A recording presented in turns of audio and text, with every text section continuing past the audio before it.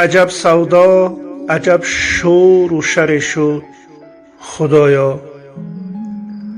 جهانی بی وفا افسونگر شد خدایا.